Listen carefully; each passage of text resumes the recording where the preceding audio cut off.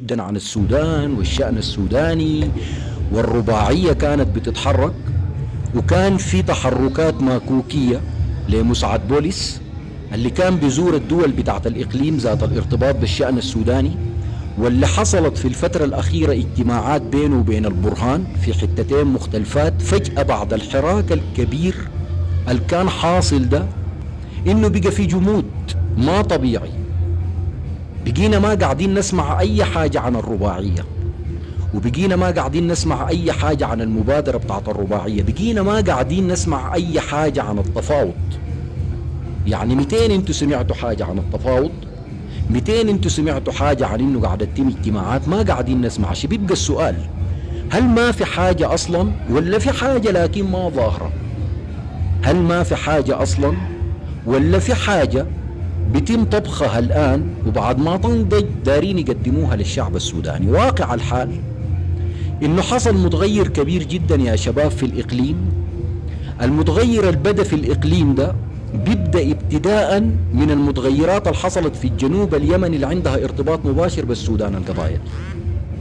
صحينا بين يوم وليلة بدون أي مقدمات، لقينا إنه الأوضاع انفجرت في الجنوب اليمني، ولقينا إن القوات بتاعت التحالف من المملكة العربية السعودية براها نفذت ضربات جوية في الجنوب اليمني، وبعدها مشى التداعي بتاع الأوضاع.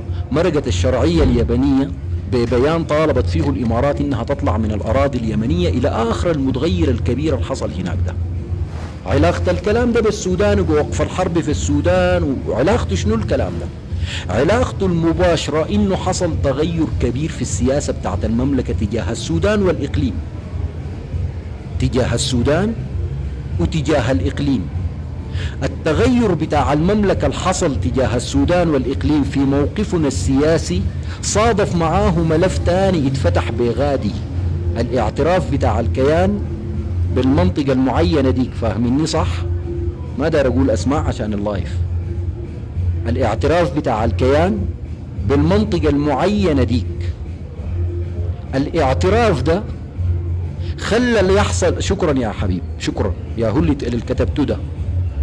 بقينا نحن عندنا تفصيلتين اتنين بيرتبطوا بحياة المنطقة دي بكبرها. ركزوا في الكلام ده كويس، زيدوا سيدنا النبي صلى الله عليه وسلم. العذب والمالح، المنطقة دي بكبرها مرتبطة بالعذب ومرتبطة بالمالح. العذب لأنه فيه الحياة بتاعتنا، فيه الحياة بتاعتنا. المالح لأنه بيرتبط بالمصالح الاقتصادية الكبيرة زي قناة السويس، زي باب المندب، إلى آخر التفاصيل اللي انتوا عارفينها. لما حصل المتغيرين الاثنين الكبار ديل، بالنتيجة اتغيرت معاهم السياسة بتاعت المملكة العربية السعودية تجاه السودان وتجاه الإقليم ككل.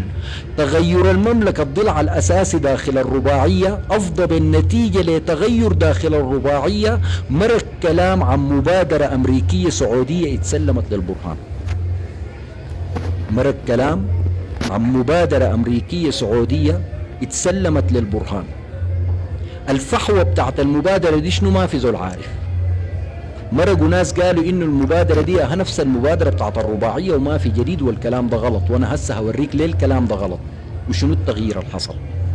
لكن اللي انا عارفه وانتوا عارفينه انه في مبادرة سعودية امريكية اتسلمت للبرهان، او في مبادرة سلموها للبرهان السعوديين والامريكان. اجتمع البرهان في الايام الفاتت بمجلس الامن والدفاع ومجلس الوزراء البوكو، الاجتماع المشترك. ومرقت النتائج بتاعت الاجتماع انه الناس دي ناقشوا العودة للخرطوم، وانه مؤسسات الدولة ترجع للخرطوم. ده كله كلام فارغ. الاجتماع ما كان عشان الموضوع ده، الاجتماع كان عشان المبادرة دي، اصلا ما كان عشان موضوع الخرطوم ولا العودة للخرطوم ولا الكلام الفارغ الكثير ده. كان عشان المبادرة دي. طرح البرهان لحلفائه المبادرة اللي اتقدمت له، وبعد الاجتماع ده، الاجتماع ده إجرائي،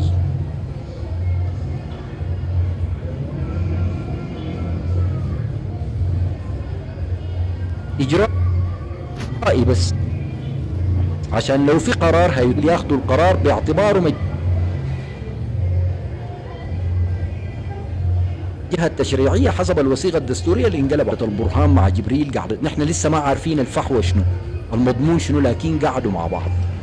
أبدأ من هنا ربط الحاجات مع بعض وامشي لقدام. صحينا من النوم لقينا في تسجيل يتسرب لنور الدائم وللجاكومي، والمضمون بتاع التسجيل انه في تغيرات كبيرة هتحصل داخل الحكومة. ابتداء التسجيل ده ما اتسرب، يعني التسجيل ده ما اتسرب عفوا، لا هو مقصود تماما انه يتسرب.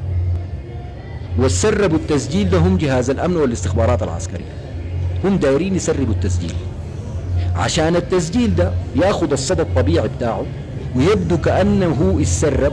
ما كان ينفع يسربوا لنا بمنصة تابعة للجيش، ركز معي، ما كان ينفع. ما التسريب ده لو طلع في صفحة البعشوم ولا طلع في صفحة الانصرافي ولا طلع في صفحة الناس الداعمين للجيش، الشيء الطبيعي انه كان هيخلق مشكلة كبيرة داخل برسودان. بيبقى واضح تماما انه الاستخبارات العسكرية هي سربت التسجيل الصوتي، وسربت التسجيل الصوتي عبر ناسا. فده كان بيخلق مشكلة كبيرة جدا داخل المعسكر بتاع برسودان. يقوموا يحلوا المشكلة دي كيف؟ ومبروك، دي شفتنا كبيرة منهم، انه يسربوا لنا التسجيل ده بمنصة عندها مواقف ضد الجيش او ضد البرهان او عشان يبدو انه تسريب. المطلوب من التسريب ده شنو؟ انه يهيئنا نحن ويهيئ الحلفاء بتاعنا البرهان للتغيير اللي هيحصل في الايام الجاية. التغيير اللي هيحصل في الايام الجاية انه في حكومة جديدة هتتشكل. الحكومة دي يلغوا فيها مجلس السيادة، يشكلوا فيها برلمان تشريعي، يبقى فيها الرئيس برهان والبقية ديل زي البشير زمان مساعد رئيس ايا كان. المهم في تغيير هيحصل. فعشان يهيئوا الرأي العام للتغيير اللي هيحصل ده، قاموا فكوا لنا التسريب، ربط الحاجات كلها مع بعض. بقى عندنا مبادرة نحن ما عارفين المبادرة دي شنو، سلموا المبادرة دي للبرهان. البرهان طرح المبادرة السعودية الأمريكية للحلفاء حقينه، وربطوا الموضوع ده مع موضوع التسريب. أمشي خطوة لقدام، التصريح الكبير جدا والمهم المرق أمس من وزير الخارجية المصري عبد العاطي. مرق عبد العاطي وزير الخارجية المصري امبارح ويتكلم عن توافق مصري سعودي بضرورة انه تتم هدنة انسانية في السودان. واستخدم عبد العاطي لأول مرة في اعتقادي، وصححوني في التعليقات، مصطلح ميليشيا في وصفه للدعم السريع. اللي كانوا بيستخدموا المصطلح ده الإعلام المصري، الصحفيين المصريين، الإعلاميين المصريين، لكن يطلع المسؤول الأول في وزارة الخارجية ويسمي الدعم السريع بميليشيا. هنا في تغير في المواقف. بعد ده طوالي طلع قال شنو عبد العاطي؟ قال إنهم بيطالبوا الدعم السريع إنه ينسحب من فاشر السلطة. ربط الموضوع بتاع الانسحاب بالحدنة الإنسانية. عبد العاطي وزير الخارجية المصري عمره ما يتكلم خارج الرباعية، اسمعوا كلامي ده كويس، عمره عبد العاطي ما يتكلم خارج الرباعية، ما هو جزء من الرباعية، وهو اللي بيضغط على البرهان، وهو اللي بيضغط على الجيش كممثل لمصر بعلاقته مع الجيش السوداني إنه الناس ديل يقبلوا بالحاجة دي. يبقى تلقائيا الرؤية اللي اتقدمت للبرهان فيها جديد. الجديد ده بيتعلق بشنو؟ بيتعلق بإعادة التموضع على الأرض، بيتعلق بإعادة التموضع على الأرض. ليه؟ لأنه تاني نقول عبد العاطي ما ممكن يطالب الدعم السريع بالخروج من الفاشر لو الكلام ده ما متضمن في المبادرة بشكل أو بآخر. الرباعية ما فيها خروج، الرباعية ما فيها فك حصار، الرباعية اتعاملت مع الحاصل في السودان كأمر واقع، كأمر واقع. هدنة إنسانية في نفس المكان اللي انتوا قاعدين فيه ده، تعملوا هدنة إنسانية. بدت الهدنة الإنسانية ندخل المساعدات، دخلنا المساعدات نطور الهدنة الإنسانية باتفاق أمني وعسكري لوقف طويل الأجل لإطلاق النار. عملنا الوقف الطويل الأجل لإطلاق النار، تبدأ عملية سياسية خلال 6 شهور. دي الرباعية، دي الرؤية بتاعت الرباعية. ما فيها فك حصار مدينة، ما فيها الجيش يطلع من حتة، ما فيها الدعم السريع يطلع، ما